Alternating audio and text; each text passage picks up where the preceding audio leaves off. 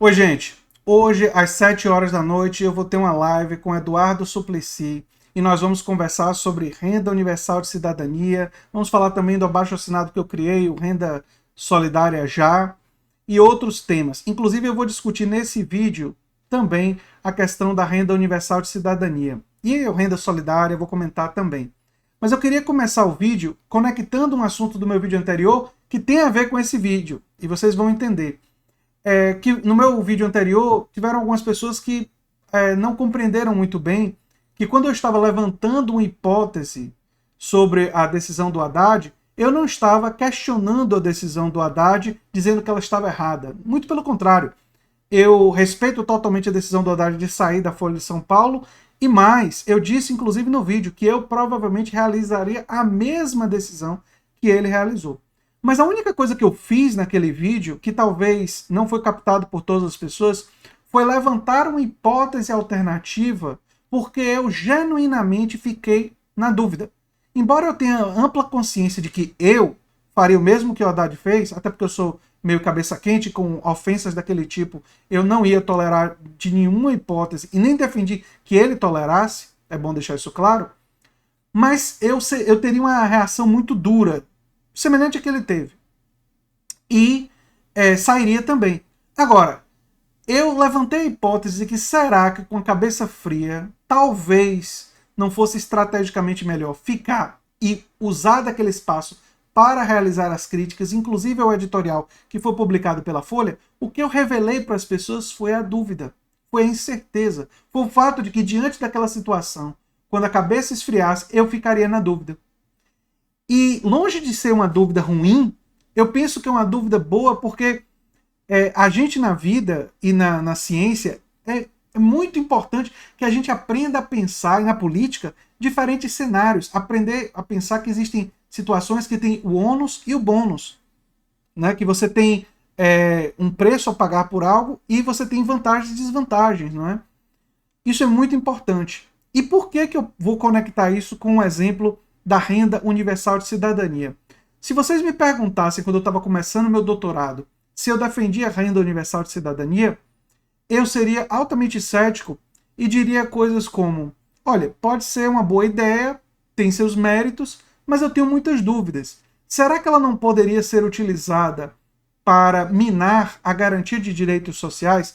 Será que você não poderia ter uma renda universal de cidadania como um cavalo de Troia? E eu fiz até um vídeo sobre isso aqui no canal. Um cavalo de Troia para você dizer que está garantindo renda, então você não precisa garantir sistema de saúde, educação, que a pessoa se vire para comprar, para pagar.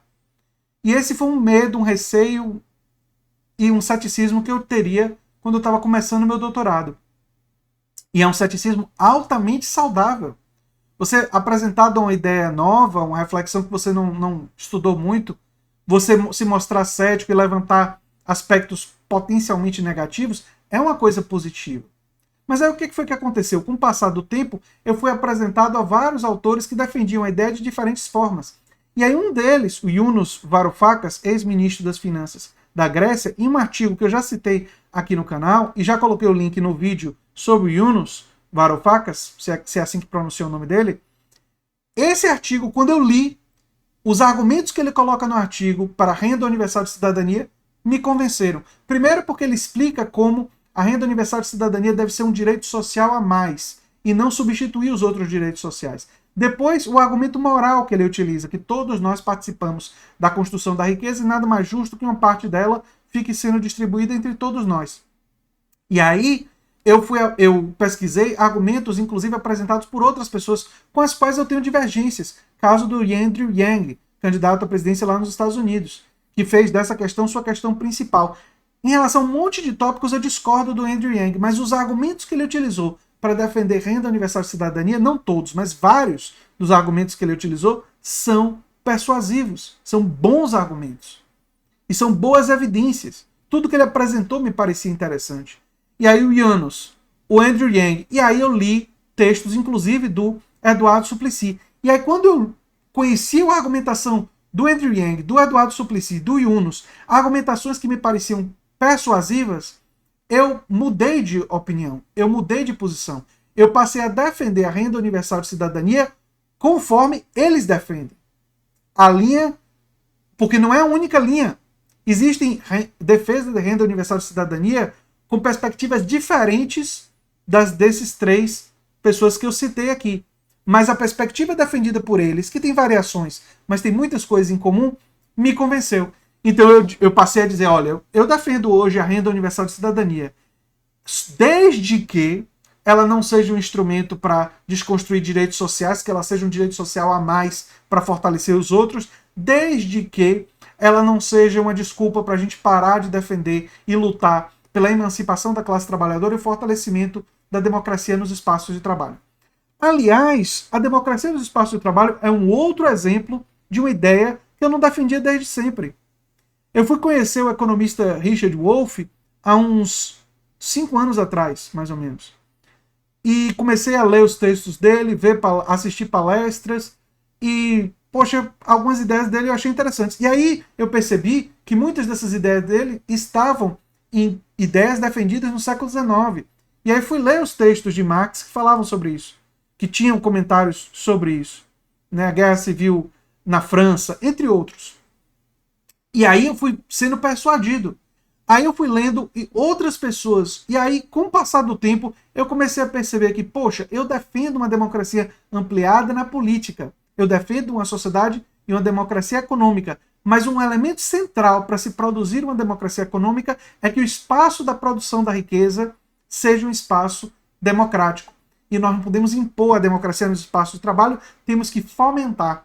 E aí, a minha perspectiva de fomentar a democracia nos espaços de trabalho, que não é minha, que eu fui meio que adotando desses autores, e nesse diálogo com várias outras pessoas, dialogando com as obras deles, com o legado que eles deixaram, gente inclusive falecida há muito tempo, lá no século XIX, e gente que está pensando isso na atualidade, como Richard Wolff, como Noam Chomsky e outros, eu absorvi essas ideias.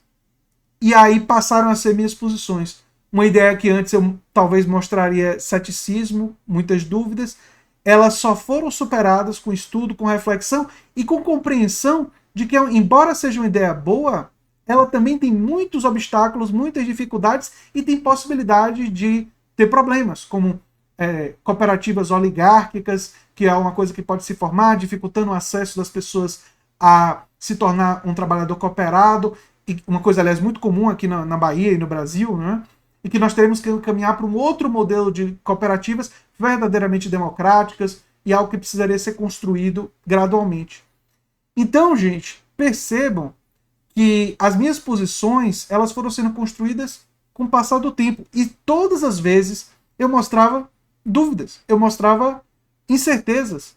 E só com o tempo, com o estudo, com a leitura, é que essa dúvida deixou de ser uma dúvida tão abstrata assim e passou a ser deslocada para determinados aspectos, que aliás é exatamente isso que o conhecimento científico faz. Quando Charles Darwin propôs a teoria da evolução, as dúvidas sobre a teoria da evolução eram gigantescas. Mas aí veio a pesquisa genética no século XX e nós fomos percebendo que as dúvidas sobre a teoria da evolução foram diminuindo. E muita coisa foi descoberta e compreendida que não era possível ser compreendida na época do Darwin. Um dos motivos que eu criei esse canal foi justamente para estimular o conhecimento científico, mas não como uma coisa a ser simplesmente aprendida como se fosse um produto. Não. O conhecimento científico enquanto uma forma de ver o mundo, quase que o que eu chamo de espírito científico, no seguinte sentido, de você olhar para a realidade e você ver múltiplas possibilidades e você examinar as evidências e você confrontar diferentes argumentos e aí você ir construindo a sua perspectiva crítica. Não é? Enfim, eu espero que a conversa com o Eduardo Suplicy hoje à noite seja extremamente frutífera.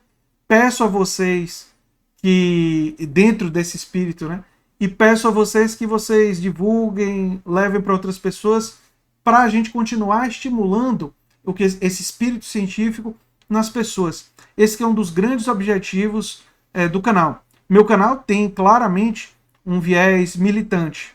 Militante porque eu sou uma pessoa que defendo claramente ideia de emancipação da classe trabalhadora, de fortalecimento da classe trabalhadora, de fortalecimento da garantia de direitos sociais.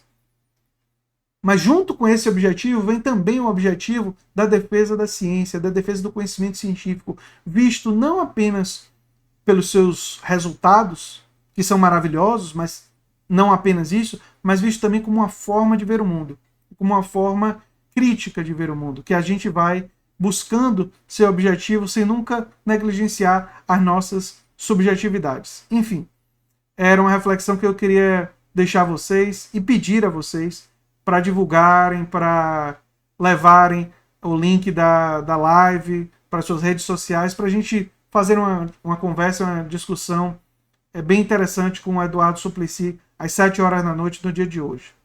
Um abração e até o próximo vídeo, gente. Tchau, tchau.